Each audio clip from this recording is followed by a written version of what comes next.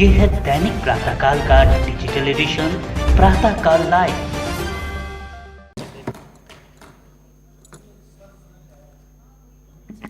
बहुत बहुत धन्यवाद सभापति महोदय। अभी युवाओं की बात चल रही थी, खेलों की बात चल रही थी। राजस्थान जो भौगोलिक रूप से सबसे बड़ा राज्य है,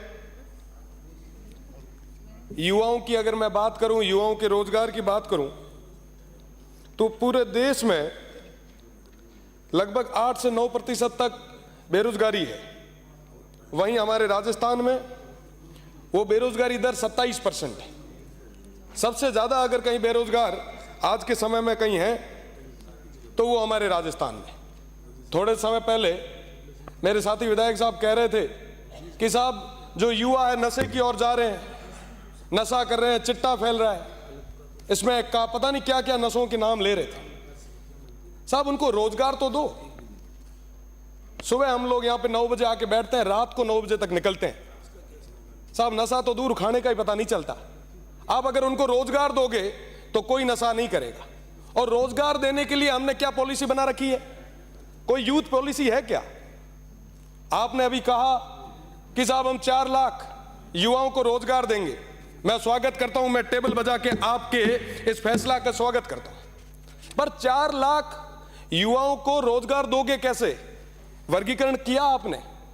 आज के समय में हमारे यहां पे 2.5 करोड़ 2.5 करोड़ के आसपास 18 साल से कम युवा है। 88 लाख तो पहले से ही बैठे हैं और आने वाले 5 साल में 70 लाख की एक भीड़ और तैयार हो जाएगी। 1.5 करोड़ जो बेरोजगार होंगे, उन 1.5 करोड़ में 4 लाख नौकरी।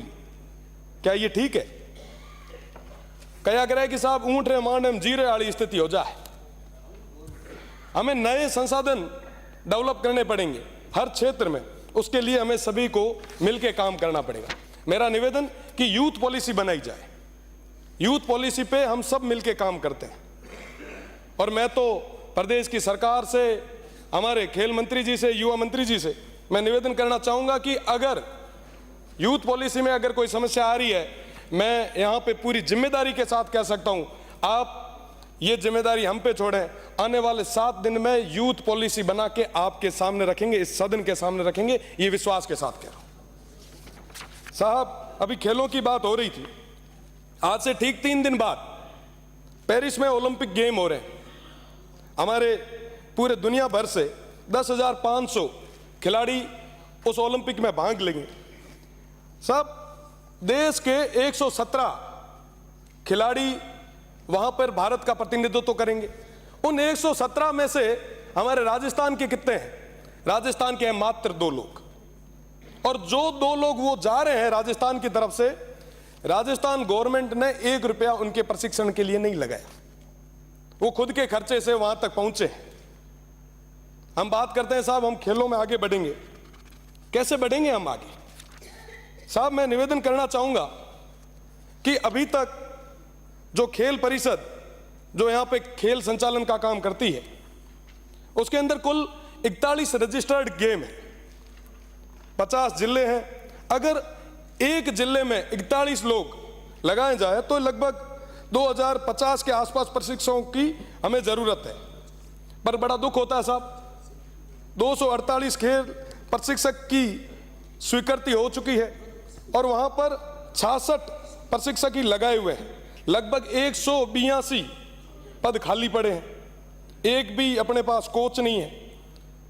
बहुत गंभीर स्थिति है खेलों की। मैं निवेदन करना चाहूंगा हमारे रजत विजेता कर्नल राज्यवर्धन सिंह जी साहब से, जो कि खेल मंत्री है। साहब बिना द्रोणाचार्य के अर्जुन तैयार नहीं हो सकते।